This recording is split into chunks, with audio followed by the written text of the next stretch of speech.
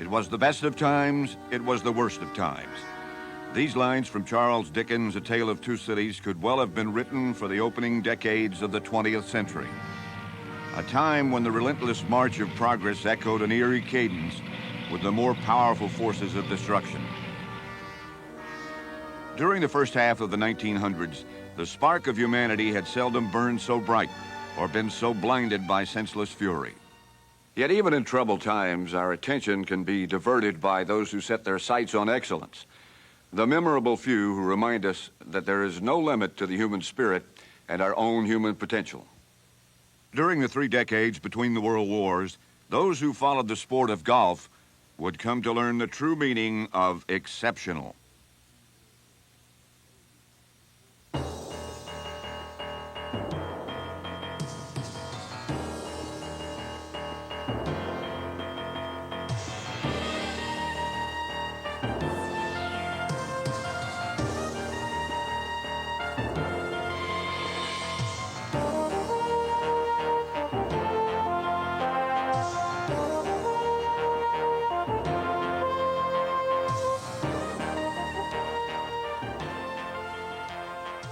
The Professional Golfers Association of America presents The Complete History of Golf.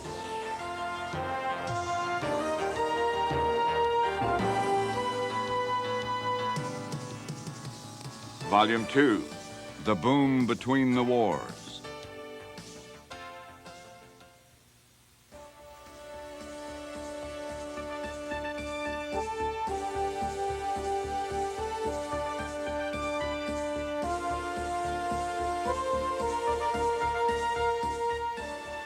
"1914 was a fateful year that would signal the end of the Victorian era and the beginning of a technological society.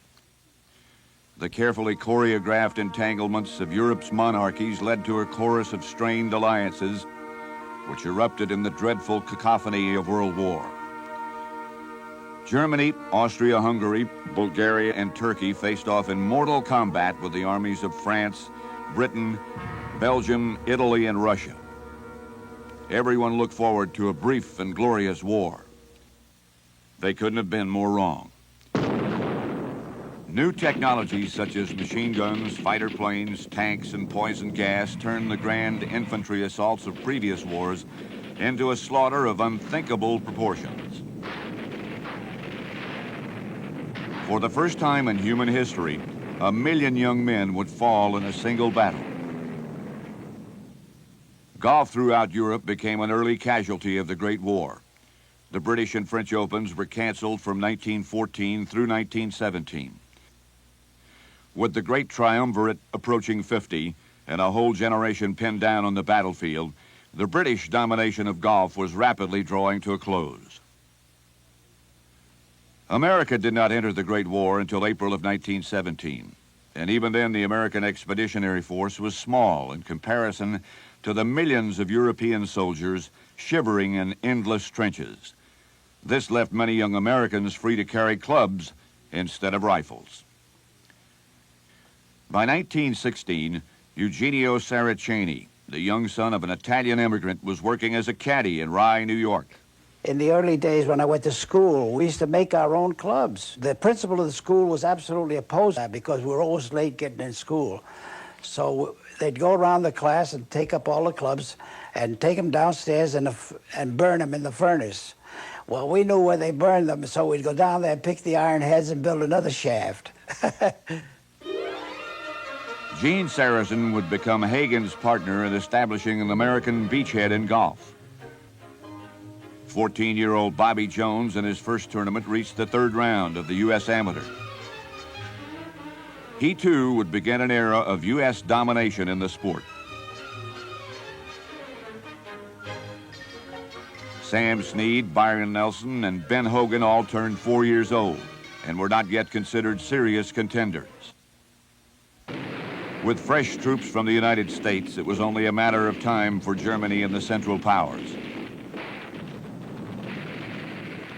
Still, the war in Europe raged on. When the war ended and championship play resumed, 26-year-old Walter Hagen was stronger than ever. He still suffered from wild drives, but his short game was nothing less than spectacular. It seemed every terrible hook or slice was followed by a miraculous recovery and an equally amazing putt. He gave the gallery an emotional joyride seldom seen in any sport, and they loved him for it. He had one of the best dispositions of all times for golf. Nothing flustered him. He didn't worry about anything. Was late all the time just because he couldn't pass anybody without saying hello and having a visit. He was remarkable. The Hague took the 1919 Open by storm. He battled the field at Braeburn down to the final putt. If he could sink it, he would win his second Open. If he missed it, he would tie with Mike Brady. In typical Hagen style, he refused to sink the putt until Brady was called from the clubhouse to witness his shot.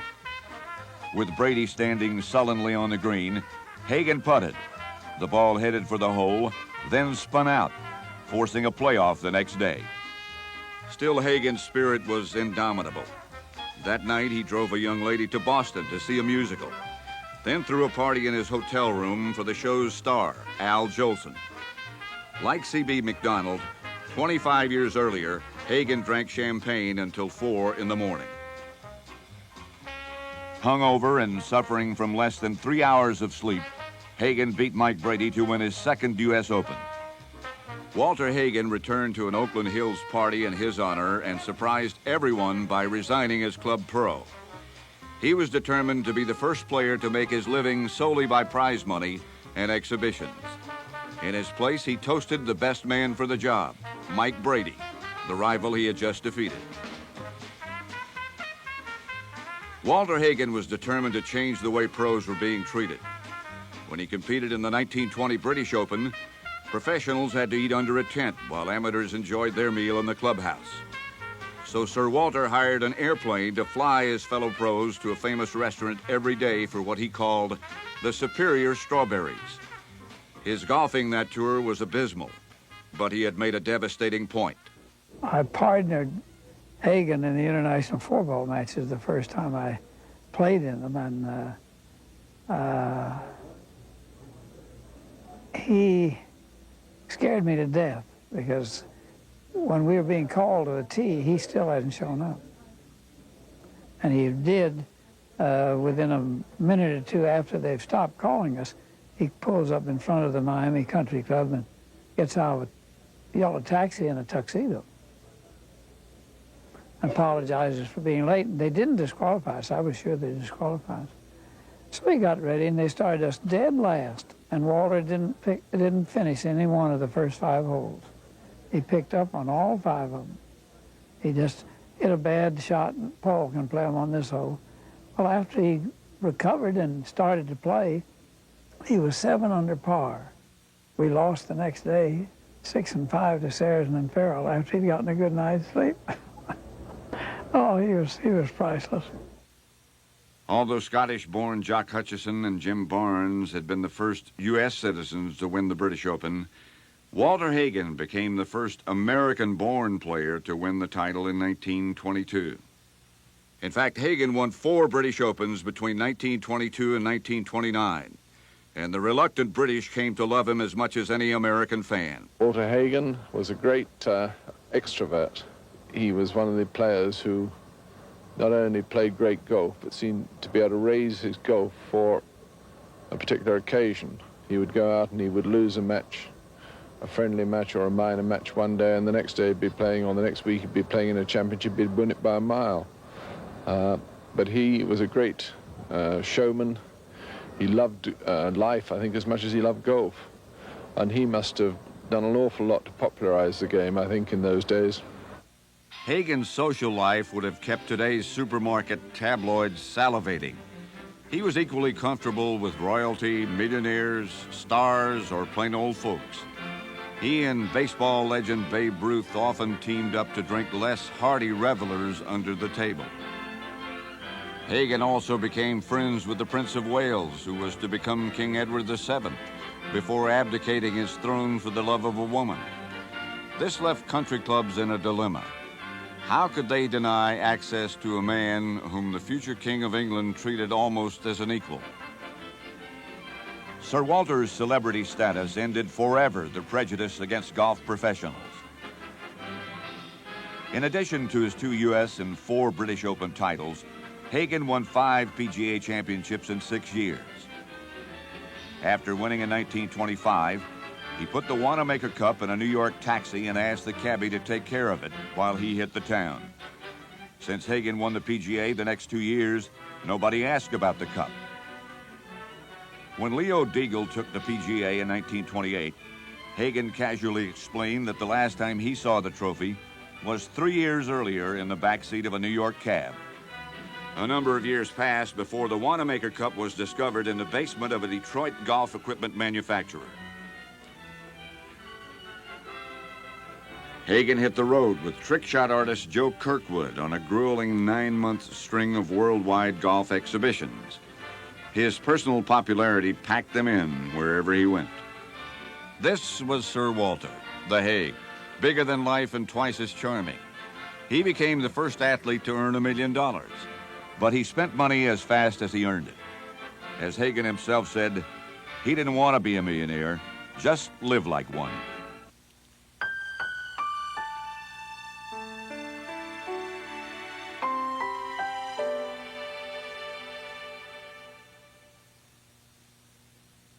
If Walter Hagen captured the imagination of golf fans throughout the world, Bobby Jones captured their hearts. In his brief career as a competitive golfer, Jones proved himself to be the greatest amateur player of all time, eclipsing even the legendary John Ball of England. The press adored him, and he understood their value. Even his opponents couldn't hide their admiration. Bobby Jones, Georgia's gentle whirlwind, would achieve more in 7 years than anyone before, or few since have been able to achieve in a lifetime. Robert Tyre Jones was born in Atlanta, Georgia in 1902. In the summer, he lived near the East Lake Country Club, and his interest in golf began before he was 6 years old. Around that time, he played in his first match with 2 other boys and a girl from the neighborhood, Alexa Sterling. She won the match, but Jones took home the cup. Alexa, it should be noted, would go on to win the U.S. Women's Amateur Championship 3 times. Jones studied the swing of Stuart Maiden, the club professional of Eastlake, and followed him around the fairways whenever Maiden played the course. Golf was never to be the only career for this young Southerner. His interests would lead him to study mechanical engineering at Georgia Tech, literature at Harvard, and law at Emory. Yet golf's lure was irresistible. Jones won the Georgia Amateur in 1916 when he was only 14 years old.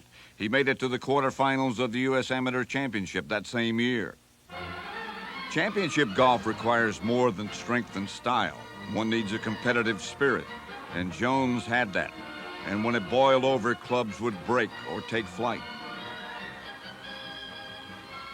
Between 1916 and 1923, Bobby Jones matured as both a player and as an individual. He finished 8th in his first U.S. Open in 1920. In 1921, he played poorly and withdrew from the British Open in the 3rd round. This spurred him to get control of his temper while maintaining his will to play flawless golf. 1923 was the year it all came together for the talented 21-year-old. He won his first U.S. Open when he defeated Bobby Cruikshank in the playoff by shooting a 76 to Cruikshank's 78. In 1924, the man in the white sweater defeated George Von Elm in the final match 9-8 to win the U.S. Amateur Championship at Marion in Ardmore, Pennsylvania. At the Worcester Country Club in Massachusetts, he accidentally jostled his ball, which was hidden in the rough, and called a stroke penalty on himself. No one else had seen the ball move. He lost in a playoff to William McFarland by 1 stroke in the 1925 U.S. Open. When he won both the U.S. and British Opens in 1926, the city of New York threw him a ticker tape parade. His victories over tough opponents like Joe Ternessa, George Van Elm, and Walter Hagen proved how far he had come in the world of golf. People began to compare his skills to those of the legendary young Tom Morris. Here at the British Open in 1927, he defended his title with 17 birdies and an eagle on his way to a record score of 285 to take his second British Open crown.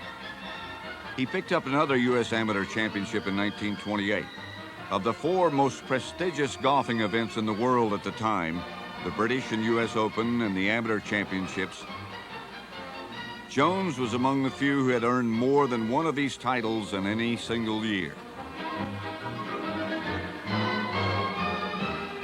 It seemed as though he had few other goals to seek.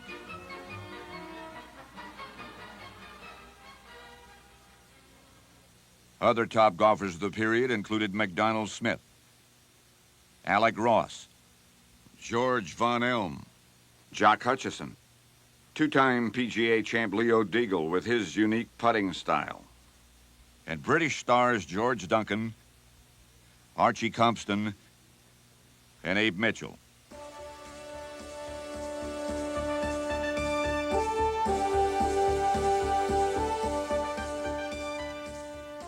Freed from the heavy skirts and stiff collars of early women golfers, women of the Roaring Twenties changed their game to match their change in dress.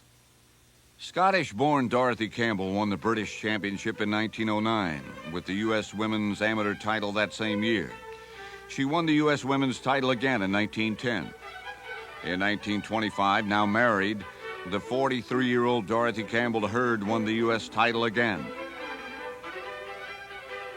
Bobby Jones' childhood friend, Alexa Sterling, displayed her continuing excellence by winning the U.S. Championship both before and after the war. However, she met her match in Britain's Cecil Leach, the first woman to use an all-out attack on the ball with her swing.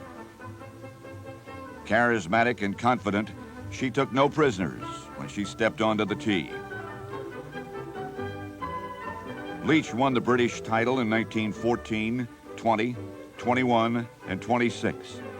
Her style lifted the women's game up a notch, but she soon would be tested by another strong and accurate player, Joyce Wethered.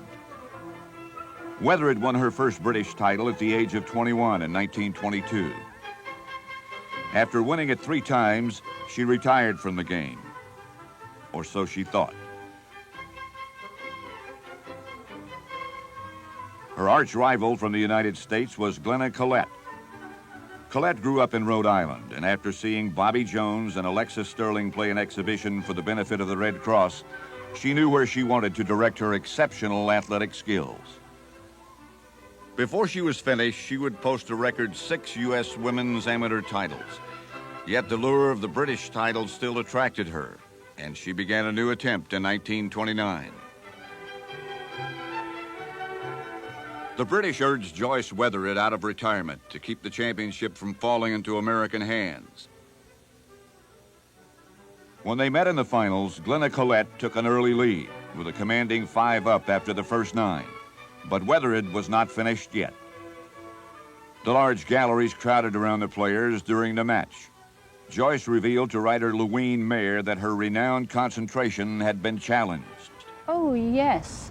Fascinating, actually. I remember one thing she told me was that the crowds were so big that they had to have referees walking with them.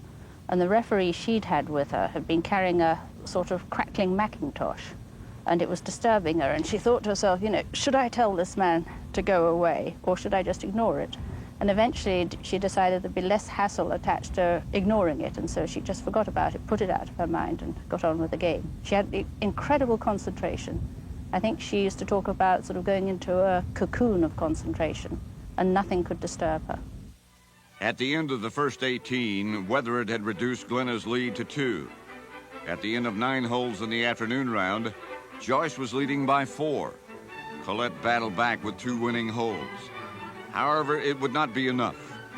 Joyce maintained her lead and closed out the match on the 17th hole. The showdown between the 2 greatest women golfers of the era ended with Joyce Wethered saving the title for England. Just how good was she? Bobby Jones and Henry Cotton considered her the best woman golfer who ever lived, and many others also admired her game. Well, I think Joyce Wethered, in my 70 years, I think Joyce Wethered was the greatest woman golfer I've seen. Her exceptional talent and determination under pressure earned Joyce Weathered a place among golf's greatest champions.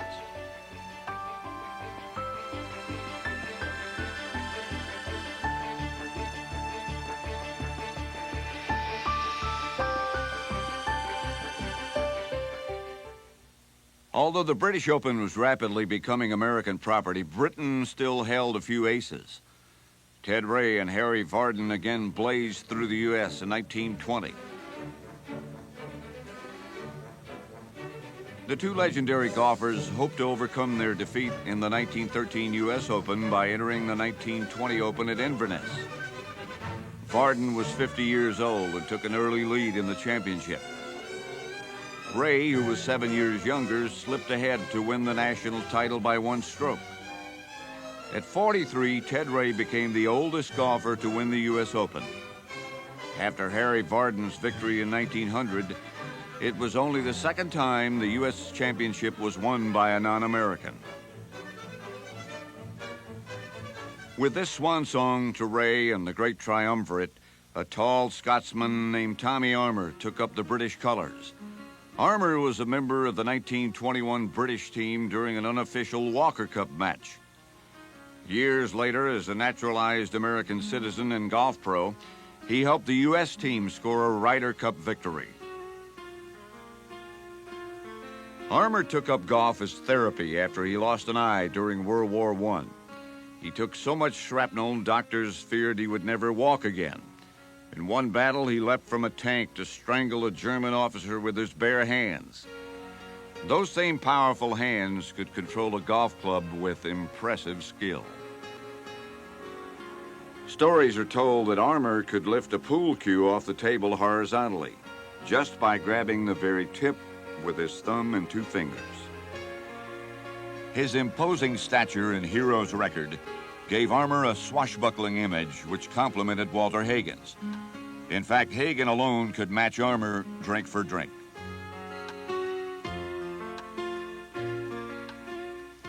The Silver Scots career highlights include the 1927 U.S. Open, the 1931 British Open at Carnoustie, and a PGA championship in the same year as Bobby Jones' Grand Slam.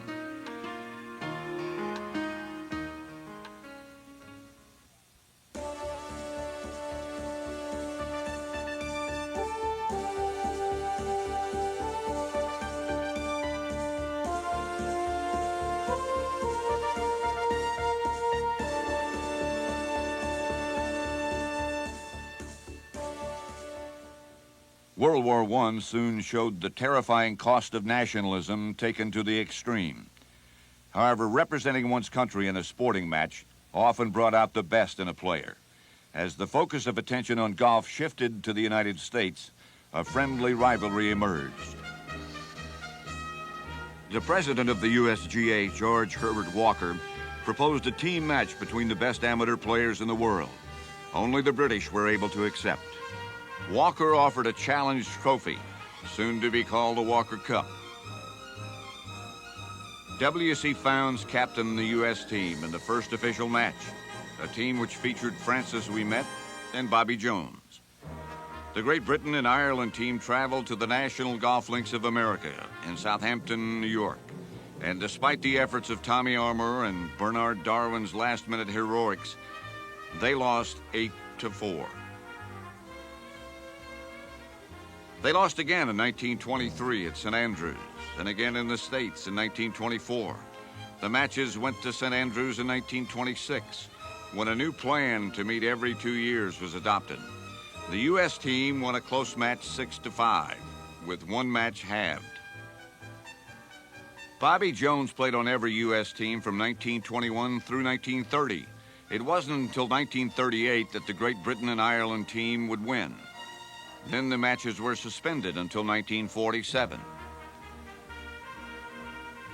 Francis Ouimet competed 8 times and was captain of the Walker Cup team 6 times.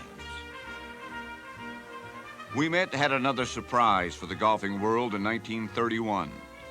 17 years after his victory in the National Amateur, Ouimet again found himself in the final round of the championship at the Beverly Country Club in Chicago, Illinois.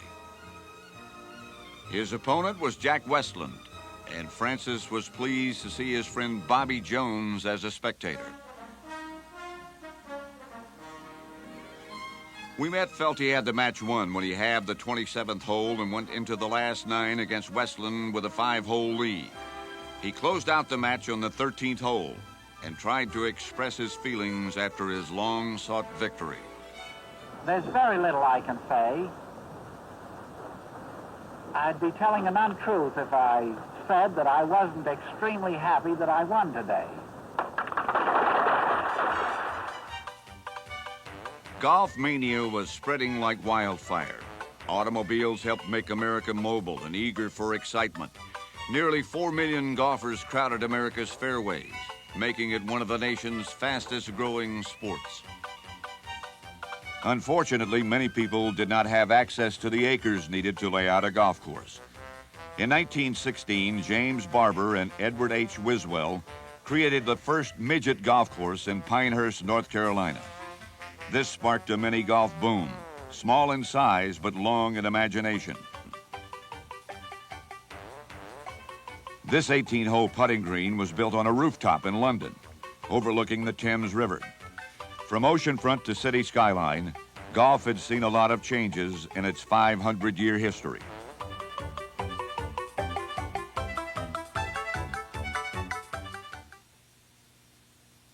Harriet Curtis won the U.S. Amateur Championship in 1906 and lost the following year to her sister, Margaret. The sisters were dominant players in the early 1900s. However, they will be remembered not only for their playing skills, but for their contribution of the Curtis Cup to golf, a match play event with a format similar to the Walker Cup. Along with a big push from Glenn-Nicolette Vare, the matches officially got underway in 1932, with the U.S. team taking the cup that year, and again in 1934. There were some new faces appearing on the women's golf scene in 1931. Helen Hicks won the U.S. Women's Amateur at the Country Club of Buffalo in Williamsville, New York. She did it by defeating Glenn-Nicolette Vare. A lot of attention was paid to the British champion, Enid Wilson, who lost in one of the semifinals. Mr. Ramsey, ladies and gentlemen, I feel that I must say how very much I've enjoyed coming over here. I came in trepidation, and I received such a hearty welcome that I certainly don't want to go home. But I hope to be over next year. I'd just like to say how much I thank you for all your kindness. In 1932, Virginia Van Wee defeated Glenn-Nicolette Vare, and in 1933 she won out over Helen Hicks as she took the second of her 3 straight championships. The long-driving Van Wee would retire after her win in '34.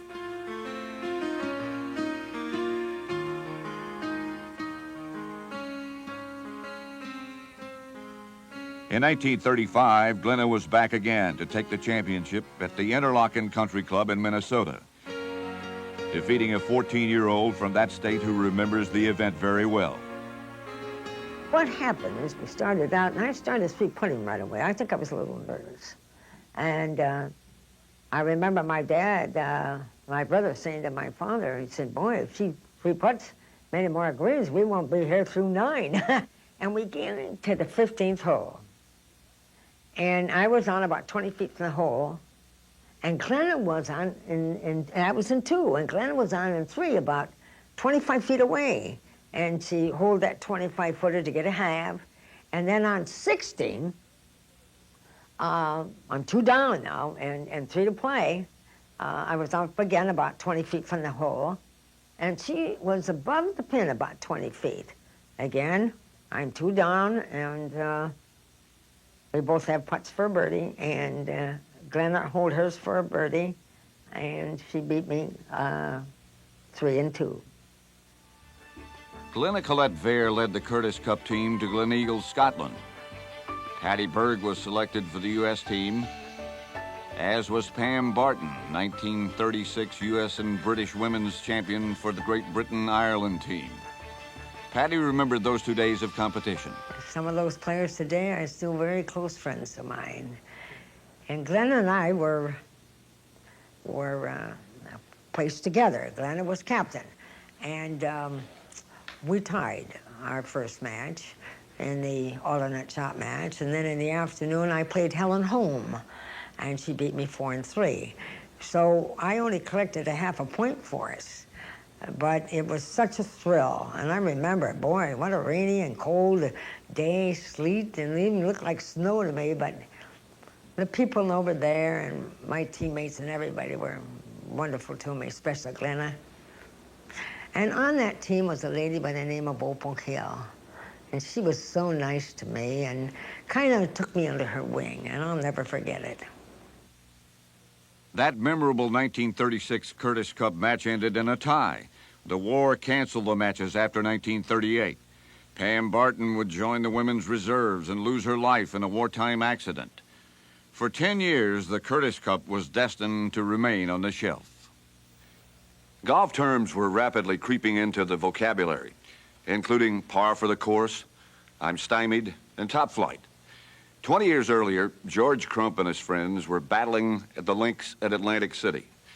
Crump's fairway shot rose so high it bounced off a very surprised bird and rolled to within a few feet of the hole. The lucky golfer putted for a 1 under par. After that, the trio called any hole score of 1 under par a birdie. The term caught on and led to further elaborations, such as an eagle for 2 under par and an albatross or double eagle for 3 under par. Bobby Jones' long trek to glory began on May 31st, 1930 with the British Amateur Championship. He teetered up here at St Andrews in Scotland and made it to the final round against Roger Wethered, the 1923 British Amateur Champion, and brother of the much-admired women's champion, Joyce Wethered. Earlier against Cyril Tolley, Jones needed 1 extra hole to win a difficult match. But the final was different. Crowds thronged around the golfers as Jones closed out the match 7-up with 6 holes to go. He picked up his first British Amateur Championship, and then it was on to Hoylake and the British Open, where he would take his 3rd victory in that event by shooting a .291. Jones now seemed taller than 5'9". The British fans loved him. And back in the States, Bobby Jones became the only man in history to ever receive 2 New York ticker tape parades. As Jones prepared for the 1930 U.S. Open, the golfing world was already alive with speculation. If Jones could win this 3rd title in the same year, he would be declared one of the greatest golfers of all time. Bobby Cruikshank bet $500 with an English bookmaker that Jones would sweep all 4 tournaments. The bookie gave him odds of 120 to 1. The bookies never counted on the sheer determination of Robert Tyer Jones. He won the U.S. Open by 2 strokes over McDonald Smith. One was a stroke of luck when his ball skipped off the surface of a pond on the 9th hole and set the stage for his birdie there. The other was a stroke of genius, this magnificent 40-foot putt to secure the championship. Bob Jones was the first man to break par for 72 holes in the U.S. Open. In the midst of a sweltering heat wave, Jones took 1 more step toward destiny. His next stop was the U.S. Amateur Championship held at the Marion Cricket Club in Ardmore, Pennsylvania.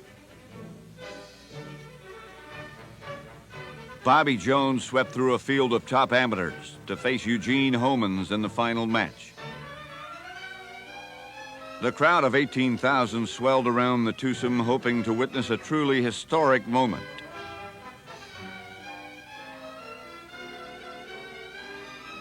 Jones played with disarming ease and accuracy on the course where he began his championship golfing career.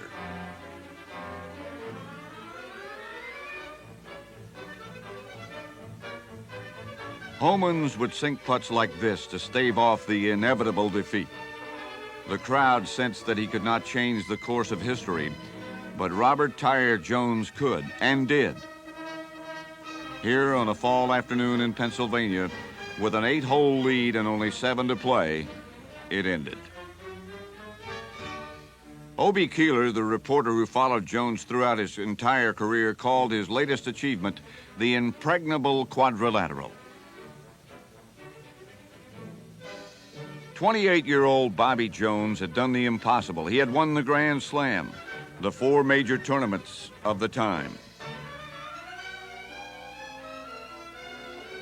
There were no more golfing worlds to conquer, and soon after his feat, Jones announced his retirement from competitive golf. Home in Atlanta, the measure of his achievements were set before him. He had established a standard by which other golfers would come to measure themselves. And what of his friend Bobby Cruikshank? He won his $500 bet from that London bookmaker for a payoff of $60,000. Robert Tyre Jones was now determined to spend more time with his family, develop his business interests, and fulfill one more golfing dream.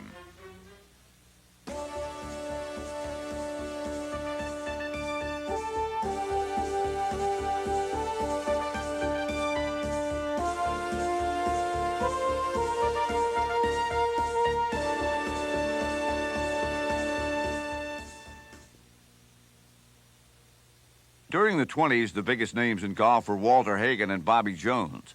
When the two met in a head-to-head challenge match, it seemed there were no other golfers on the planet.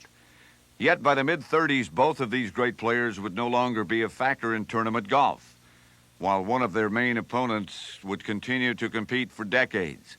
His name was Gene Sarazen. 70 years of golf. The greatest championship I ever won was in the fall of 1922 when I was traveling to Florida with Jock Hutchison on a tour, and we opened the Hollywood Country Club. I'll never forget that. And that night they were having a dinner, and I sat down and I saw this very pretty blonde. And I remember the woman's, the hostess's name was Mrs. O'Brien. So I called her over. I says, Mrs. O'Brien, who's that blonde I can see over there? I'd like to meet her. So I went over and met her, and I invited her to watch us play the next day. And she came out, and that's where the romance started. In 1924, I was married, and we were married for 62 years. And I always say that was the greatest championship I've won. The son of an Italian immigrant, Eugenio Saraceni was born 2 weeks before Bobby Jones to a working-class family. The carpenters would lay the boards out and say, go ahead, kid, hammer away. And I'd hammer these 8-penny nails, bang, bang. Well, that's the golf stroke. So that helped me a lot. After a near-fatal attack of pleurisy, young Gene took a caddy job at a nearby public course. Ed Sullivan was 98 and I was 99. And the story goes back that in those days, you know, you went by the bag. If a fella had a bag with brand new clubs, you know you're going to get a big tip. Well, Ed Sullivan was like Pavo Nurmi. He could outrun me any time. And the caddy shack was up in the woods, and the caddy master would say, next two, 98, 99. And we'd run for the bags. Well, the bags came from the locker room. And there was this brand new bag with brand new set of clubs, and it was a police commissioner from New York. And he ran and grabbed that bag, and I was left with a little Sunday bag. And it had rusty clubs, and it had GR. And I didn't know what GR meant. And then I saw them coming up the hill. The police commissioner was a big, roly-poly, big belly, Commissioner Enright. And the other fellow's name was Grantland Rice. And I said to myself, Grantland Rice, what does that mean? Oh, he's a great sports writer in Atlanta. Well, I grabbed the bag, and he and I fell in love with each other for the rest of our lives until he died. And, oh, he was a wonderful fellow. Well, I got the big tip, and Sullivan didn't get the tip. And so he started balking. I says, don't go by the bag. Gene's talents with the club became obvious to all, and he won an assistant pro job at the Brooklawn Country Club. I was working for a pro that didn't quite like me so much, because in those days, you know, the Scotch pros looked upon us as caddies, because they used to win all the big events, and we couldn't do anything. So one day he started to talk about the par 5 hole. I says, and my sponsor, Mr. Wheeler, was there. I says, oh, I can knock 2 shots on that hole and on the green.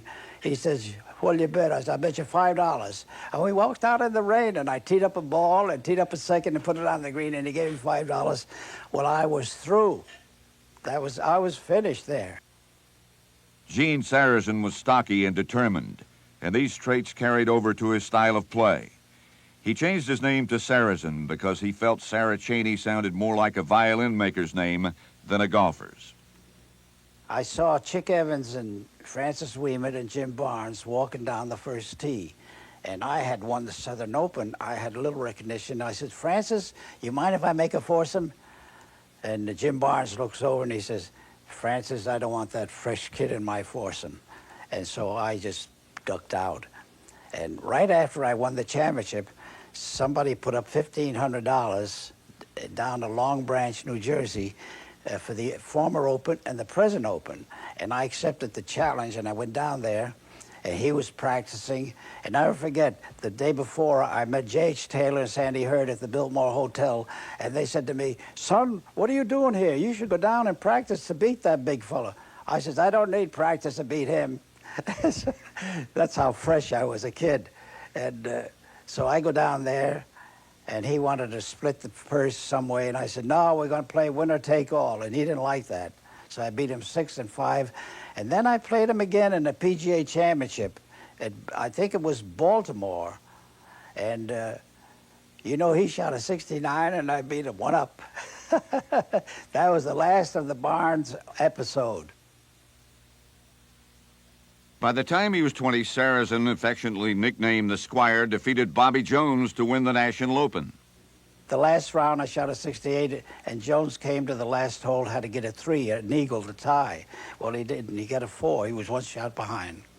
And John Black, who was a grandfather at that time, he finished a stroke behind. I was very lucky to win that tournament because on the last hole, you know, I was going to play it a little cautiously, safe. There was a lake, as I recall, on the right-hand side, and the caddy said to me, his name was Domenico.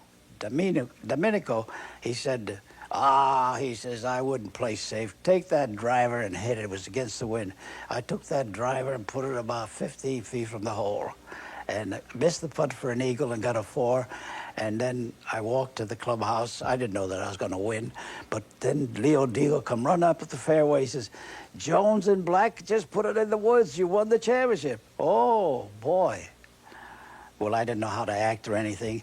I'll never forget, at the railroad station, I still see it as if it was yesterday, I walked into O.B. Keeler and Bobby Jones, and I had the cup. I said, look at it. Jones says, I'd like to play you for that tomorrow. In 1932, Gene Sarazen captured both the U.S. and British Opens. He felt he owed both these victories to the new sand wedge he developed.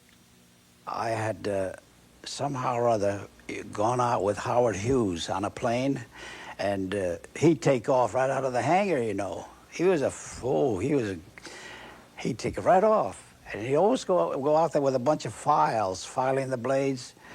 So I got this feeling, taking lessons from flying, that when you pull that stick back, the tail goes down and you shoot up. So I went back to Newport Richie and I bought all the solder I could get and had Wilson send me about a dozen sand irons. It wasn't called a sand iron, the wedges. So I put all this solder in back of there with files and sneaked out to this little 3-hole course we had got into the worst trap on the course and started filing away this solder. Finally, I got the one that I liked. I could bet you anything from anywhere, go down at 2. Well, I first introduced it at a match at the Biltmore in a foursome with Hogan. Hogan and I played 2 other fellows in the Goodall and Sneed, and we won the match. And so I went to the British Open, 1932, and I was all hepped up about this club because that was my worst shot. I had lost several Opens before that by taking 7 on a par 4 hole. And so I saw Princess Golf Club. I started off, and I put 2 or 3 shots in the traps on the first 9 holes, and each time they were up like that. And I could hear the gallery saying, "I say, have you seen that new weapon that Saracen has?" Well, I used to put it in the bag upside down. Well, then when I got through and I shot, I think about a 68 or 9, the R&A took a look at it, and they couldn't do anything because the tournament had started. And then I get back to Fresh Meadow, did the same thing. 1 out of the traps, down and 2, down and 2. And then, of course, everybody started copying.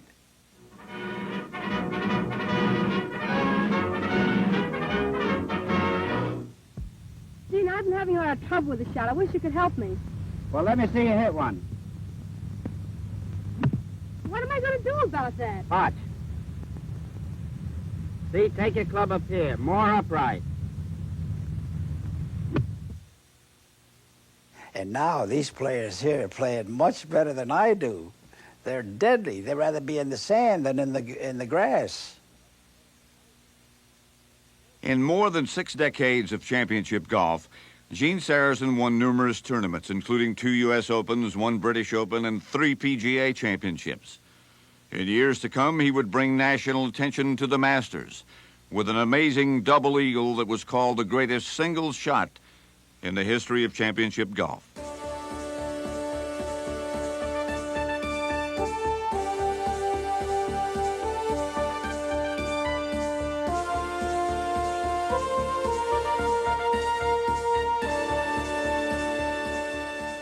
Just as the Walker Cup matches were designed for amateurs, a proposal by Walter Hagen and publisher James Harnett initiated 2 unofficial team matches in 1921 and 1926 between British and American professionals. A wealthy seed merchant, Samuel Ryder, seen here with his daughter, attended the second of these events and offered to underwrite expenses to send Abe Mitchell and a team of top British professionals to the United States the following year. Ryder donated a beautiful gold trophy with a figure fashioned after his friend and golf teacher, Abe Mitchell.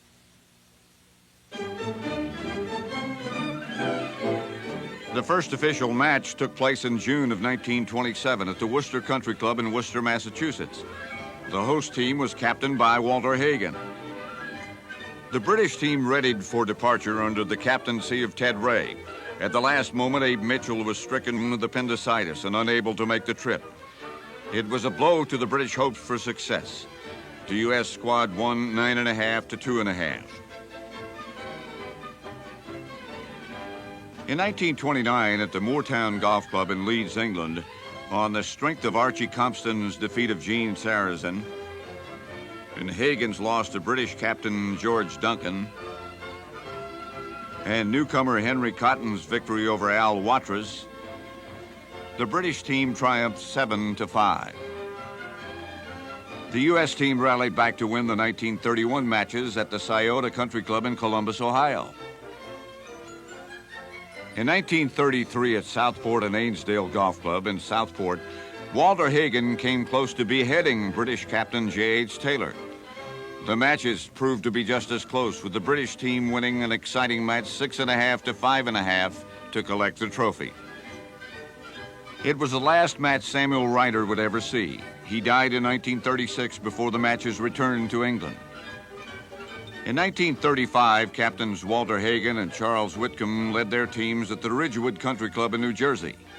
The match play formula remained the same. The first day was for foursomes, 2-man teams playing alternate shots. The second day was reserved for 18-hole singles matches to determine the outcome. The United States won this match 9-3. The 1937 matches were underway as Henry Cotton teed off for the British team. Byron Nelson, along with Ralph Gouldall, were the first-time members of the American squad. Dai Reese was playing his first Ryder Cup along with the 1936 British Open champion Alfred Pageant.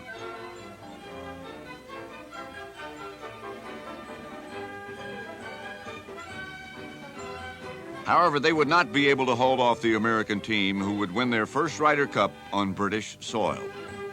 few would guess that it would be 10 years before the matches would resume, but the victory would be a meaningful one for Captain Walter Hagen. I want to say that today I've had the greatest thrill of my golfing life. We have won that beautiful gold trophy for the first time on American soil. Great. So you will see how I feel at home. I want to congratulate Captain Charles Whitcomb for the grand showing that he has made with all the boys. They have done their very best, I know, and the matches were very, very close. It was only toward the last few matches that I didn't have to eat the cigarettes, I could smoke them.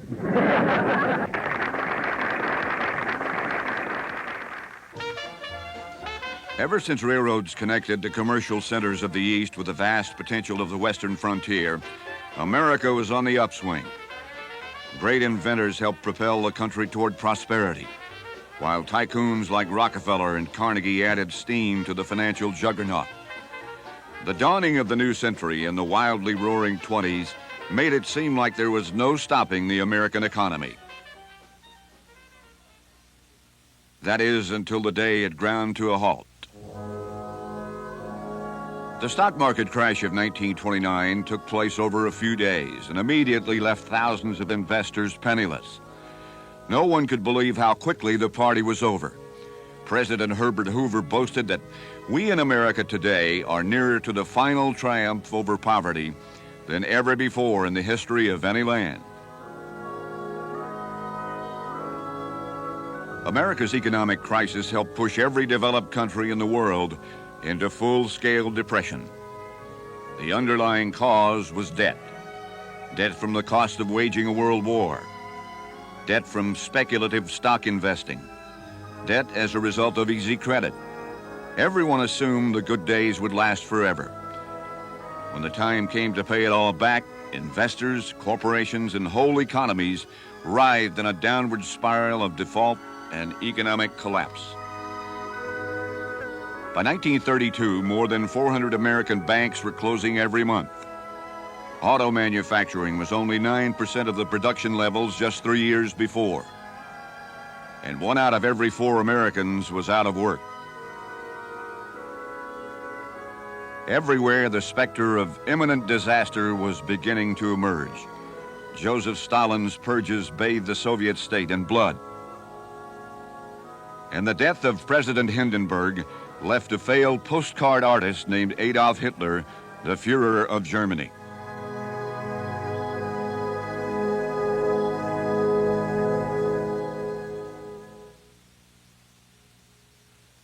Golf remained a popular form of escape during these troubled times. Although nearly a fourth of all country clubs went bankrupt, new golfers flocked to the thousands of public and private courses spread across the United States. In a nation yearning for heroes, Hagen and Jones epitomized the indomitable spirit of the individual. Gene Sarazen proved that ethnic discrimination could be overcome by those with enough will to do it. Their triumphs made these great players seem larger than life and reassuringly real. Golf might not solve all your problems, but it could offer a few hours of peace in an increasingly frightening world.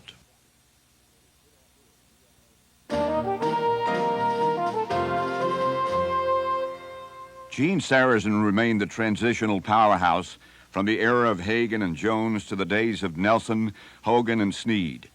Sarazen became golf's spokesman in conscience, but other golfers rose to fame in the 30s. Paul Runyon, small of stature but long on talent, would go from Arkansas caddy to major money winner on the newly formed professional tour. His first year on the tour netted him $4,700. A respectable amount of money for the time. He went on to win the PGA Championships in 1934 and 1938. Some people keep referring to, well, you were born 30 years too soon. It's true that I didn't win much money. I finished in the money approximately 500 times in my life and won 51 times and still won less than $200,000. The highest point of my career was winning the PGA Championship at the Park Club in Buffalo. I beat Craig Wood 1 up in 38 holes, and he had been my boss at Forest Hill. And another incident with Craig, he allowed me to play in the New Jersey State Open while he was assistant, and with 1 round to go, we were tied. And he shot 69, but I shot 66. And I was sure he was going to fire me, and instead he gave me a raise. Other major tour players were Bobby Cruikshank and Al Espinosa, Craig Wood, Light Horse Harry Cooper, Olin Dutra, Johnny Farrell, Johnny Revolta, Wild Bill Melhorn, and Denny Shute, the last man to win 2 successive PGA Championship titles in 1936 and 37. Shotmaker Henry Picard amassed a total of 34 tour victories between 1934 and 1942. Career highlights included the 1938 Masters, the 1939 PGA, and 2 Ryder Cup matches. In 1929, amateur Johnny Goodman surprised everyone by defeating Bobby Jones in the first round of the National Amateur. Although he didn't win that year, he took the title in 1937. Goodman became the last amateur to win the U.S. Open. From that point on, the rise in the status of professional golfers was matched by a decreasing emphasis on amateur competition. Canadian Ross Somerville defeated Goodman in the 1932 U.S. Amateur, marking the second and last time an American citizen would fail to win the championship. In 1932, Babe Diedrichson represented her country in the Olympics. The Babe struck gold in javelin throwing and in the high hurdles and took silver for the high jump. The Babe would soon trade in her track shoes for golf glory. Golf was becoming a growth industry in the United States. The invention of the golf tee was a good example. Up until 1910, golfers grabbed sand and water from a bucket to form a sand tee. Then a dentist named William Lowell whittled and adapted the base of a toy flagpole to create the Ready Tee Company. In its second year, Ready Tee received a single order for 1 billion tees from F.W. Woolworth. But it wasn't until Walter Hagen strolled the greens with a golf tee behind his ear that Lowell's invention became the standard for pros and duffers alike. Other manufacturers were constantly trying to develop the perfect golf ball. By 1926, there were so many different styles on the market that the USGA was forced to set a size and weight standard for tournament balls. The Royal and Ancient, as the ruling golf body in Britain, adopted a similar weight standard, but allowed the diameter to be 6/100ths of an inch smaller. Golf clubs also evolved from their earlier appearance. Over the years, heads became smaller, the angle more severe. The finest Scottish clubs featured hand-turned hickory shafts from the woods of Tennessee. As golf spread worldwide, hickory proved too inconsistent for mass production.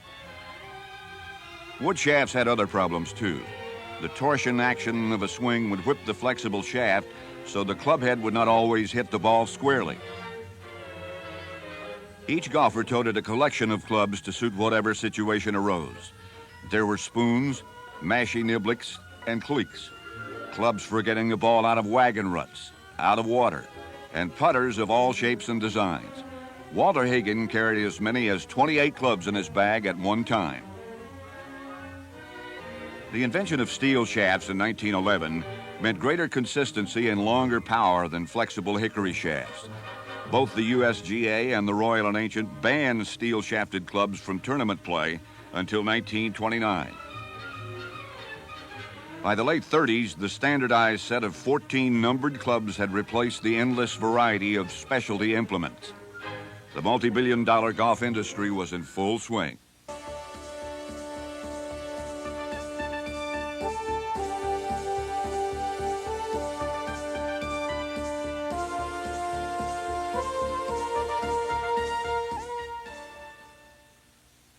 After 11 straight American wins, the British were finally able to regain ownership of their own National Open, thanks to golfers like Alfred Perry, Richard Burton, Alf Padgham, and the legendary Henry Cotton.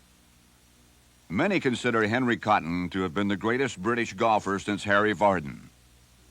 Henry Cotton was the first great British professional of what I would say modern times, albeit we're talking about the 1920s, 30s. But he was a great player, a great gentleman, and he raised the whole status of professionals in this country. And I'm glad to say that he was a very good friend of mine. By the age of 19, Henry Cotton had become a teaching pro at Langley Park in Beckenham. His concise swing, determined approach, and confident manner helped the British to their first Ryder Cup victory in 1929. Cotton took a temporary leave from his pro position at the Waterloo Club in Belgium to attend the 1934 British Open. In the second round of the championship, he shot an astounding 65, which stood as a British Open record for the next 44 years. In 1937, he won the British Open again. If World War II had not forced a 6-year cancellation of many of the championship tournaments, many believe Cotton might have matched Harry Vardon's 6 British Open titles. As it was, Cotton's third victory in 1948, 14 years after his first Open victory, made him the only golfer to win the British Open title both before and after the war. Henry Cotton would also be remembered as an international instructor, radio commentator, and respected golf writer.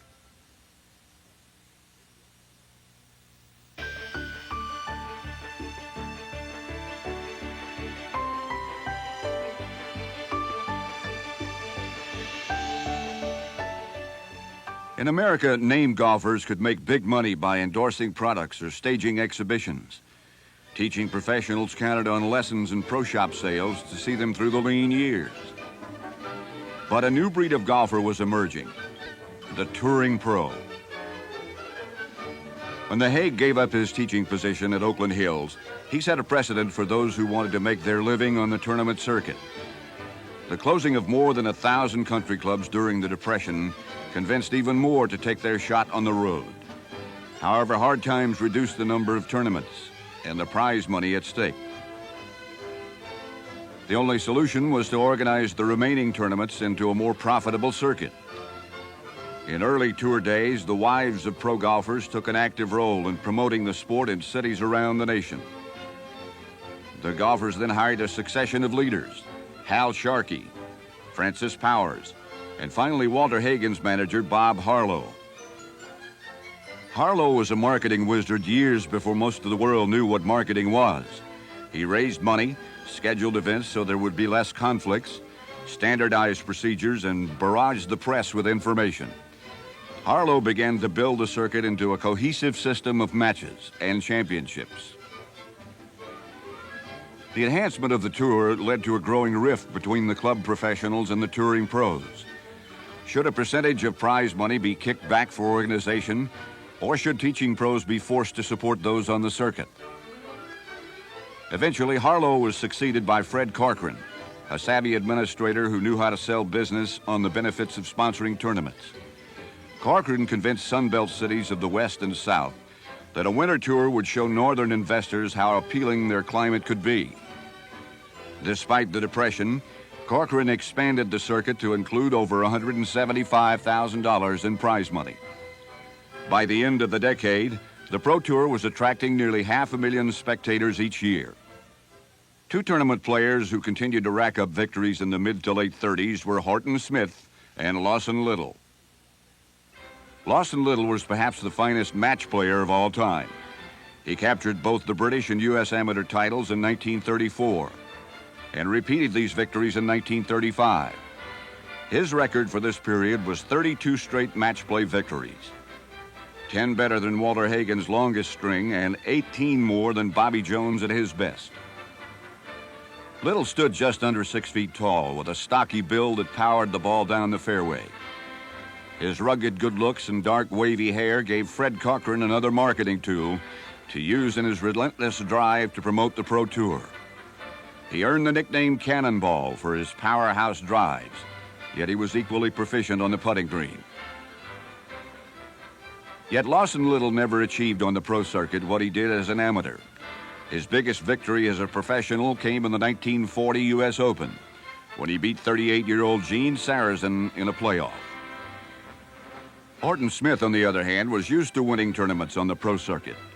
His 7 victories in 1930 and 4 second-place finishes earned him $20,000 on the pro tour. 6 years later, he would be the PGA's top money winner, with a Depression-era total of only $7,662. Horton Smith beat Bobby Jones in the Savannah Open just before Jones embarked on his impossible Grand Slam. But Smith's talents in attracting sponsors were also notable. He later became chairman of the touring committee and president of the PGA of America. Yet Horton Smith will most often be remembered as the man who won the first major tournament in Augusta, Georgia, the Masters.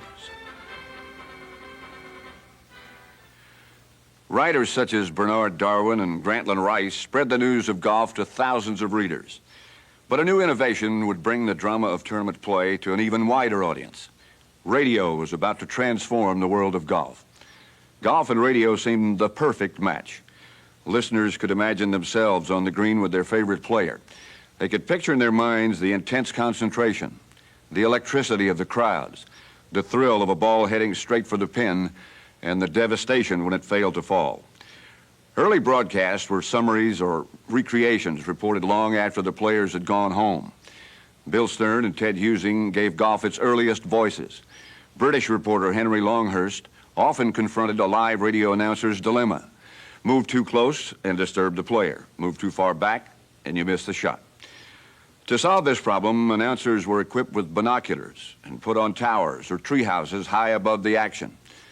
This would lead to occasional complications. These overtime matches were rather painful to be sitting up on the tower. So I sent one of the agency men down to get me the largest Pepsi-Cola cup he could find that I could use as an emergency outlet. I laid my mic down on the table and said, now I'll switch you back to Jack Drees at the 18th. The director had not told me to switch back, and you're never supposed to switch until the director tells you. But this was an emergency because during that switch, I was going to take care of nature there on the 17th tower. So I switched back, and Jack was not ready to accept it, and he made a couple of comments and said, and now back to John Durr at the 17th. Well, this time the action had started at the 17th hole. The Pepsi-Cola cup was beginning to fill up. The microphone was laying on the table, and the producer for Hughes Sports Network said, my God, it's clear up here, but it sounds like it's raining at the 17th hole.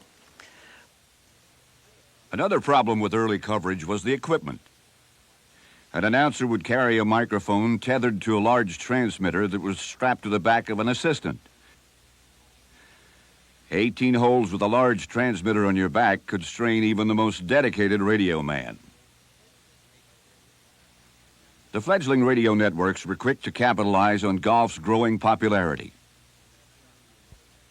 Yet many early broadcasters had only a passing familiarity with the sport.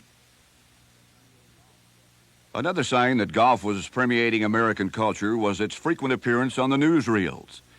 Before the advent of television, newsreels were shown in movie theaters prior to the actual feature.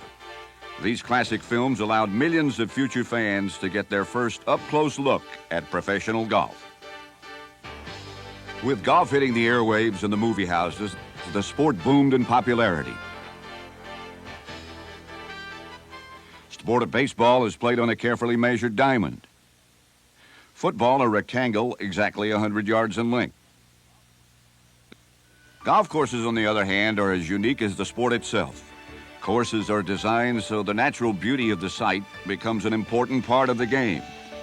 Ponds, creeks, and even oceans offer obstacles no court-bound player would ever even consider. Not only is each golf course different, each hole also varies in length, shape, and complexity. That is why golfers can play for decades and still feel challenged every time they step out on a new course. The very first courses in Scotland were carved out by the arrogance of wave and wind. As golf spread past Scottish soil, land had to be altered in order to make a round more challenging. This gave rise to the golf architect, a combination artist, builder, and groundskeeper. Tom Bendelow would lay out an 18-hole course for only $25. On the other end of the spectrum was Scottish-born Donald Ross. An early apprentice to old Tom Morris, Ross emigrated to the United States in 1898, where most designers stripped the land and built the course they wanted. Ross would study the layout and let it inspire his design. Ross believed the course should be more than a jumble of hazards between tee and cup. He felt each hole should require a different strategy to the experienced golfer. He placed his greens on gently sloping crowns and used bunkers only to make a shot more interesting. These pages are rare color sketches from Ross's own notebook. Donald Ross' crowning achievement was the number 2 course at Pinehurst. Little Pinehurst, North Carolina, offers one of the largest concentrations of golf courses in the world. There are 35 golf courses here, one for every 88 full-time residents. Pinehurst number 2 features wide fairways and greens offset by strategically placed bunkers. It is a course to challenge the master golfer and the weekend duffer. While Ross was revolutionizing golf course design, another noted golf architect was joining forces with the era's most famous player to create one of the world's most magnificent courses. After losing the 1929 Amateur, Bobby Jones toured golf courses along the West Coast. He was inspired by Cypress Point and course architect Alister McKenzie. Jones convinced McKenzie to collaborate with him and banker Cliff Roberts on a new project, an old Georgia plantation that would become the country's first national golf club. As co-designers of Augusta National, McKenzie and Jones used the bountiful magnolias, pines, and azaleas to enhance the beauty of each hole. Along with wide fairways, they placed only 22 traps throughout the course. Jones decided to debut Augusta National with a tournament featuring all living U.S. Open and amateur champions. 20 other top golfers also received invitations. The 1934 tournament was dubbed the Masters because of the impressive roster. Walter Hagen, Paul Runyon, Craig Wood, Johnny Revolta, and Bobby Jones himself, playing his first competitive golf since his retirement 4 years earlier. 72 golfers competed that first year, and when the final ball rattled into the cup, Horton Smith was the victor with a 4-round total of 284. Instead of the traditional silver cup, the winner received a green jacket. The man who catapulted the Masters to its present stature was none other than Gene Sarazen. Sarazen did not attend the first year, but accepted an invitation to the 1935 Masters. Partnered with Walter Hagen in the final round, the Squire reached the par 5 15th hole a full 3 strokes behind leader Craig Wood. He would need to birdie the last 4 holes to win. Sarazen's first drive landed him in soggy rough by a pond overlooking the green. Hagen felt the match was over, but Sarazen reached for his 4-wood. Hagen kept saying to me, "Hurry up, I've got a date tonight." I said, "Never mind." So I get up and address the ball, and I hit it solid. The minute I hit it, I knew I was going to make the green anyway. And it got on the green. There was only 23 people down there. And there was a kid that had a walkie-talkie. I think they had him in those days, and he kept talking to the clubhouse. "Mr. Gene done get a 2 on the 15th hole." And the sports writers were listening. He says, "What the hell is that kid talking about? 2 on the 15th? He mean 2 on the 16th, the par 3 hole. Mr. Gene done get a 2 on the 15th hole." And then the parade started marching down, and I had to play these 3 holes, 3, 4, 4 to tie. They were the hardest 3 pars I ever had to make.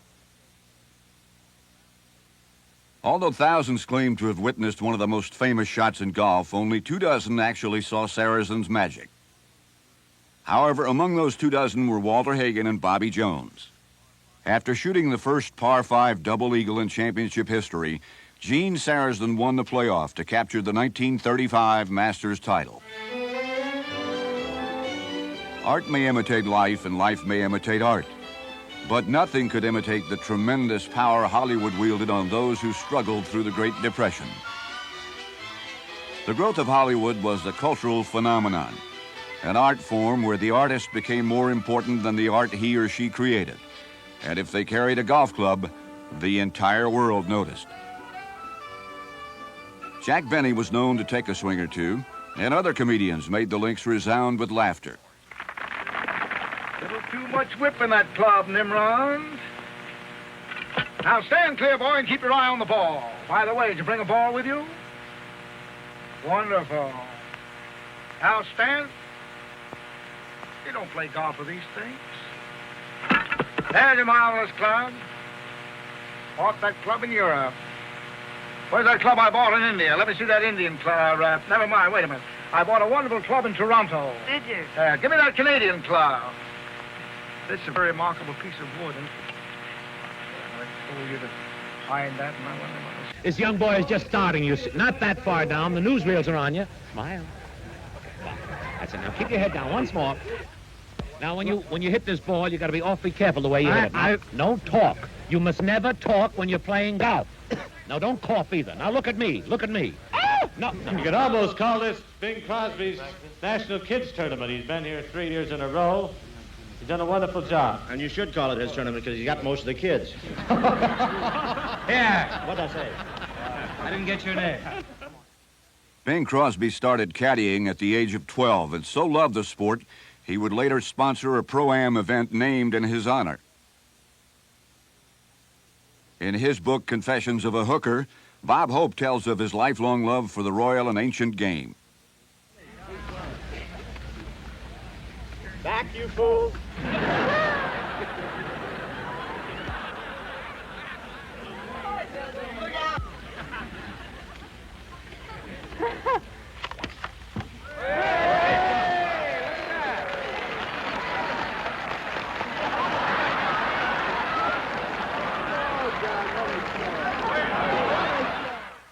With celebrities playing and players becoming celebrities, it seemed inevitable that golf would weave its way into the storyline of Hollywood pictures.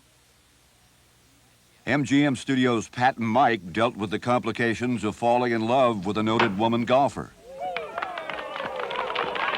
Well, I still think you got possibilities. Thanks. You got my card, my business card? Yeah, oh, yeah. Yeah, well, get in touch with me. You know, there's a nice dollar laying around waiting for you and I to pick it up. Well, I'm afraid I I'm mean, not... legitimate, you know, legitimate. Oh, there's a, you know, lady athlete, properly handled, always a market. Always. I don't think you ever been properly handled. That's right.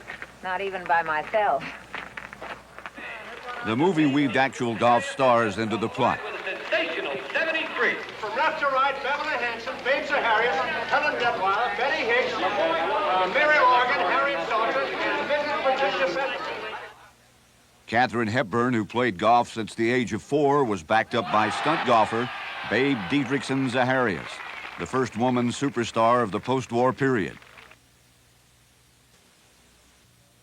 20th Century Fox cast Glenn Ford as Ben Hogan in the movie biography Follow the Sun. What's your name, sir? Ben Hogan, sir. What are you doing up in the middle of the night? You know, Val, I think I've figured out something about my putting. You know, if I shorten my stroke tomorrow, maybe that'll help. I hope so, dear. Imagine after all these years discovering a little thing like that, huh? Well, now that you've discovered it, why don't you come back to bed? No, just a minute, honey. I want to practice just a little bit longer, huh? Hogan himself did most of the swinging. But you have no idea what you want. It isn't only the money. It's something greater than that, something I've been waiting for a long time. The gallery. It doesn't scare you anymore. What's the matter? What's wrong? Say, I didn't pick up the check when I left. Oh. See, I'm not used to it. I'll be right back, Val. Wow, what a screamer. Right over the edge of the ocean. I recognize West Virginia and asked Mr. Sam Sneed to say a few words. Sammy? Well, I'll say it quick. He's the same old Hogan. He still scares you to death, and a gamer guy never lived. After 500 years, the ancient game of golf had gone Hollywood.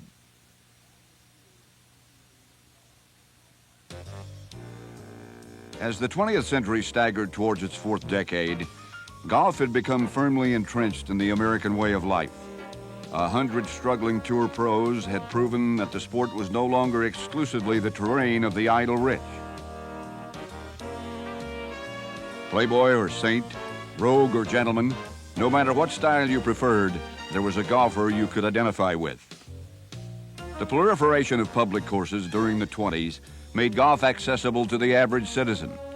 Whether on public course or private links, golf became a good way to let off steam with your buddies or impress your boss with your civilized talents. It was both a way out and a way in. It was also a lot of fun.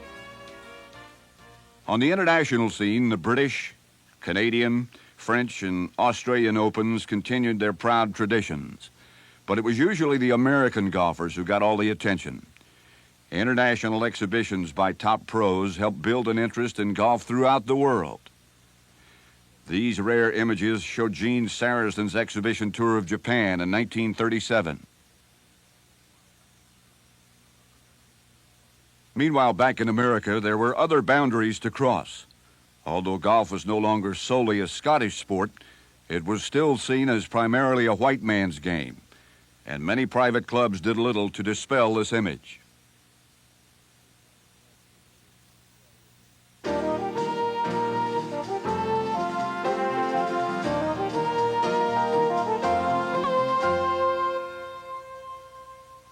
If anyone doubts that spirit can be as important as size, all they have to do is look at the career of Golf Hall of Famer Patty Berg.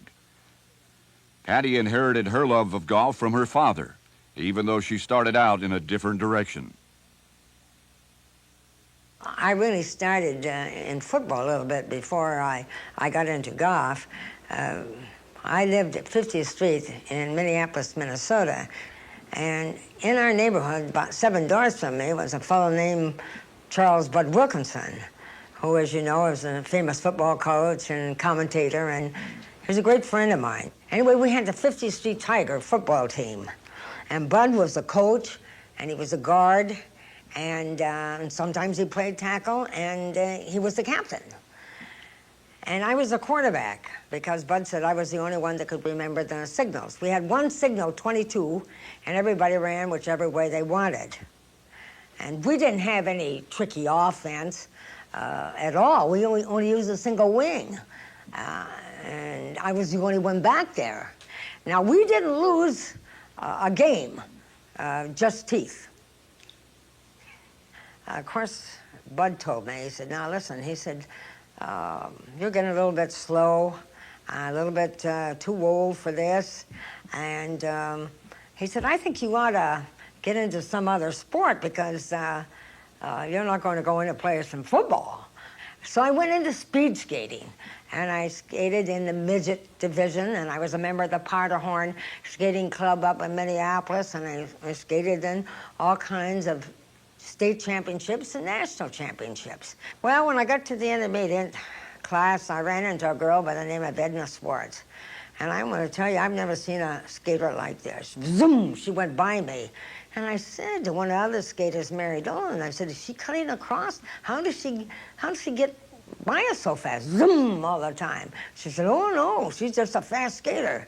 Well, that was about enough for me. So in 1930, I ran in a track meet, 30-yard dash at the John Burroughs Elementary School. And I won the 30-yard dash, won a gold medal, and also won the track meet. And that's the same year that Bobby Jones played at Interlaken. And he won the third leg of his Grand Slam there. I wasn't playing golf then, but I read a great deal about it. One day, my father said, I wonder who's taking all these divots in my yard. He said, every time I come home, I see these divots. Now I wonder who's doing this. So one day he caught me taking these divots, and he said, listen, how would you like to get a golf ball in front of that swing and play golf? Oh, I said, I'd love to, because I can't play football anymore, and skating's gone. And I said, I'd love to play golf. And he took me out then and started me the right way. He started me with golf lessons. This ambassador of golf would win 28 amateur tournaments between 1934 and 1940. Yet there would be many more records to follow in the impressive career of Patty Berg.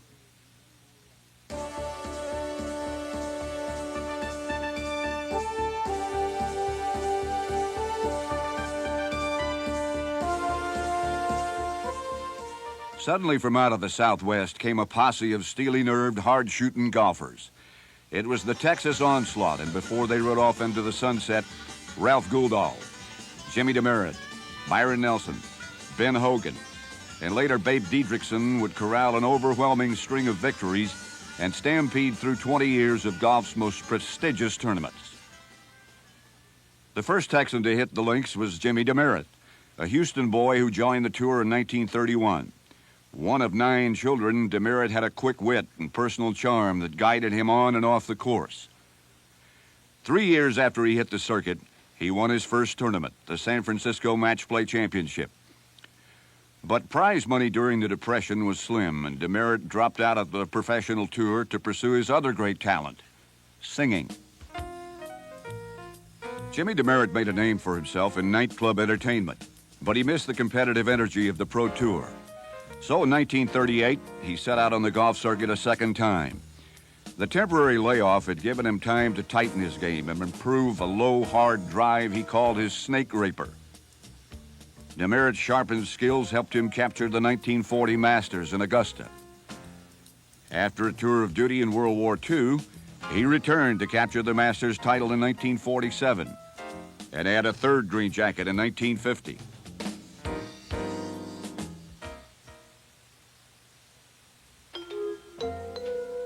Guldahl joined the tour in 1932 and just missed winning the following year's U.S. Open by 1 stroke. Like DeMeritt, Guldahl quickly became disenchanted and returned to Dallas to try his hand at selling cars. He rejoined the tour in 1936 after a few pointers from shotmaker Olin Dutra. He also won the Radix Trophy as the tour's low scorer and narrowly missed edging Horton Smith out as that year's top money winner. Ralph Guldahl's claim to fame would be his victories in the 1937 and 1938 U.S. Open. The heavy favorite that first year was a Virginia swing artist named Slammin' Sammy Snead. The backwoods boy with the solid gold swing, Sam Snead made winning tournaments look downright easy. His perfectly executed drive was a thing of beauty, a single flowing motion that made the odd mechanisms of a golf swing seem as natural as a country smile. I got to the point of where I'd go to an old chestnut tree. Then we had a lot of chestnut. The stump, these shoots would come up, made just perfect. They'd take the hatchet and just trim them off a little bit, and they were straight, no limbs on them. And I'd hit rocks and hickory nuts and walnuts and everything. And a ball was a little bit hard for that thing. But then I got where I could cut an old stick on the side of a ridge. It must be a very steep ridge, because then it'd come around, it'd come up sharp, and you'd cut down into the root. And there again, you had something look like something like a hockey stick or a shinny stick or whatever. And be surprised how far you could hit a ball with those things. And I used to have fun. I'd play with the stick and the wedge. And oh, I got a few with those too. Sam Snead had been the media darling since his wins earlier that season in the Miami Open and the first Bing Crosby Pro-Am. His final score of 283 for the 1937 Open placed him as the man to beat. And that's just what Ralph Guldahl did. An eagle 3 on the 8th hole and fantastic recovery for a birdie on the 12th gave the somber Texan a 2-stroke lead. With a closing round that stunned Snead and the gallery, he set a new tournament record of 281 and topped the title. It was the first of many crushing disappointments for Snead in the Open Championship. The following year, Guldahl defended his Open title and became one of only 5 men in history to win back-to-back national championships. That was also the tournament Ray Ainsley submerged his ball and set an Open record of 19 strokes for a single hole. Ralph Guldahl's last great triumph was in Augusta at the 1939 Masters. Again, Sam Snead had taken an early lead, and again, Guldahl pulled out an eagle to win the championship. By 1940, the man who was always a little uncomfortable in the public eye retired from the tour. Ralph Guldahl spent his remaining years as pro at Braemar Country Club.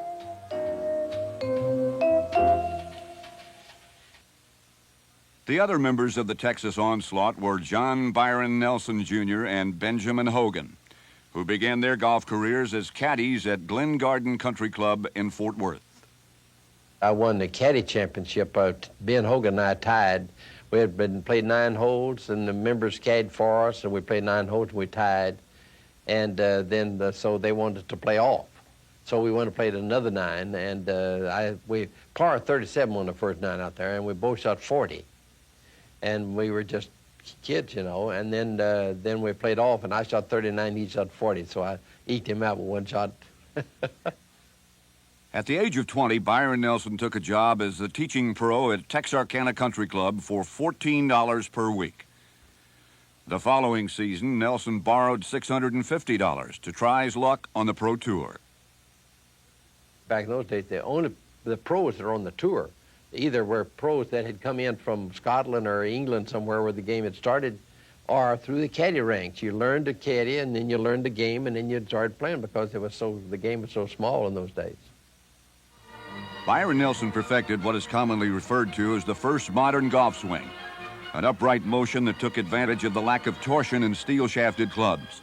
His locked left arm and flexible left knee allowed him to move through the swing with extra power.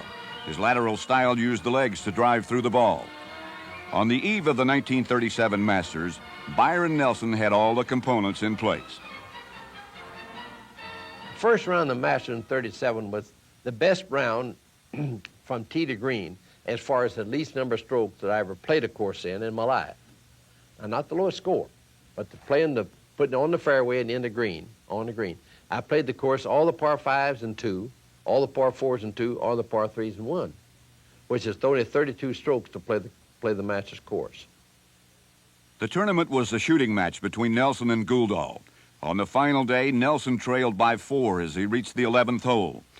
But an eagle, 2 birdies, and 5 straight pars gave Nelson a record 32 on the back 9 and the Masters victory. That still is the most important tournament of all the tournaments I was forced to win. I think the most important tournament for me, because the way it happened, playing such a great first round, then faltering, and then playing a great 9 at the finish to win. That told me I could win, gave me confidence in my game, and also gave me a recognition and a little money in my pocket of $1,000. The 39 U.S. Open was another high-tension shootout. Sam Snead held the lead going into the final 2 holes, needing only par to win the title. But Snead believed he needed more. He pulled the wrong club to land in a bunker on the 18th. It took Slammin' Sammy 8 strokes to hold the ball on that heartbreaking final hole. Nelson ended up in a playoff with Craig Wood and Denny Shute. Shute faded early as Wood and Nelson jockeyed for the lead. Wood's second shot on the 18th hooked into the crowd and knocked a spectator cold. The ball ricocheted off the man's skull to within pitching distance of the cup. The playoff again ended in a tie. The following morning, Nelson's combination of birdies, pars, and an eagle captured the crown for Lord Byron. In the 1940 PGA, Nelson beat Sam Snead by 1 stroke. In the 1942 Masters, he did the same to Ben Hogan. By 1944, Lord Byron and Jug McSpaden ruled the pro circuit. Their string of victories earned them the nickname the Gold Dust Twins.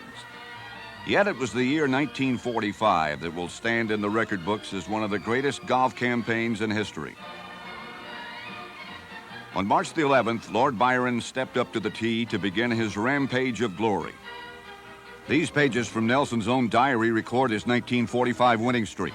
Miami, Charlotte, Greensboro, Durham, Atlanta, Long Island, Montreal, Philadelphia, Chicago. At the PGA Championship, he roared from behind to defeat a stunned Mike Ternessa, who had just finished 7 under par. At the Tam O'Shanter, Nelson beat Ben Hogan and Gene Sarazen with an impressive 11 under par. A win in the 1945 Canadian Open made it an incredible 11 tournament victories in a row.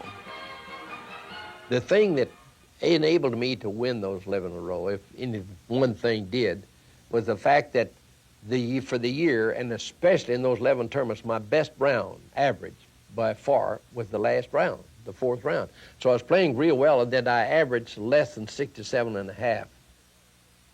Many have claimed Nelson's string of victories during 1944 and 45 were possible only because other great players were at war.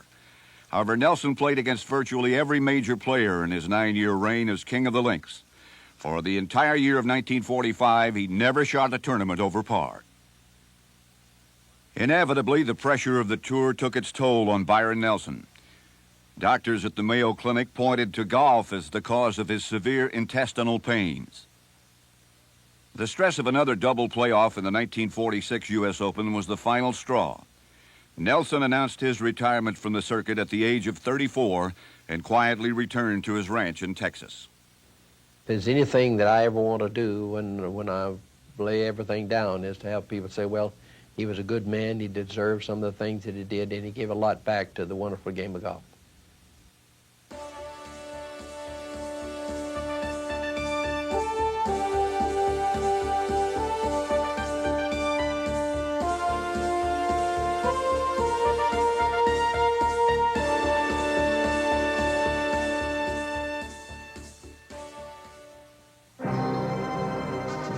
World War II stormed across Europe, Africa, and Asia like a flaming behemoth that would take the lives of nearly 50 million people. Although the German Blitzkrieg would not be launched until 1939, the Axis powers of Germany, Italy, and Japan had already begun expanding their borders through small wars and intimidation. Only one generation had separated the incredible carnage of the war to end all wars from the even greater slaughter of the World War that followed. Armies clashed on 4 continents. Hitler's forces marched from the Atlantic Ocean to deep inside Russia. In 1941, the attack on Pearl Harbor brought the United States into the war. On the ground, in the air, and on the sea, millions of young men faced the increasingly efficient weapons of destruction. As in any war, fear and death cared little for the politics that drove men on, and heroism raged in a million frightened hearts. This was World War II. Mankind had perfected total warfare, and for 7 bloody years, an entire world would suffer its consequences. For every action, there is a reaction, and the world of golf was deeply affected by the war. Europe saw another generation of golfers decimated by 7 years of combat. The British Open and all major European tournaments were canceled between 1940 and 1945. The U.S. Open lost 4 years of competitive play, the Masters 3 years, and the PGA 1. In 1942, a substitute national championship was held. The Hail America Open was sponsored by the USGA and featured a field of 1,500 golfers vying for the title. The winner was Ben Hogan, who had yet to win a major tournament. If the Hail America had been an official event, it would have given Hogan his first of 5 Open titles. Many other golfers also did their part. Over 500 members of the PGA served in the armed forces during World War II. Byron Nelson, Jug McSpaden, Porky Oliver, and Olin Dutra played in countless exhibitions to raise money for the war effort. Bob Hope and Bing Crosby added a humorous brand of golf to a war-weary nation. Because Ryder Cup competition had been an early casualty, Bobby Jones built a team to challenge the American Ryder Cup squad led by Walter Hagen. The Jones team won 8.5 to 6.5, and the match raised $35,000 for the Red Cross. Tournaments that did continue offered prizes paid in war bonds, which did not reflect their actual cash value. During Byron Nelson's tournament rampage in 1944 and 1945, he won more than $100,000 in cash and war bond prizes. Nelson's record of 5 major championships would probably have risen if all the majors had not been canceled during his peak golfing years. Food, rubber, and gasoline were in short supply as golf became a fourth front of the war. Most European golf courses became farms and military staging areas. In the U.S., Augusta National was turned into a turkey farm. The rubber shortage quickly shut down all golf manufacturing. Caddies searched throughout woods and bunkers to recycle errant balls lost years before. When the war ended and production resumed, soldiers were the first to receive the new golf balls. Golf also became a recognized method of rehabilitation for injured soldiers. Just as golf helped Tommy Armour recover from severe injuries in World War I, many soldiers of World War II would find the sport an effective form of therapy.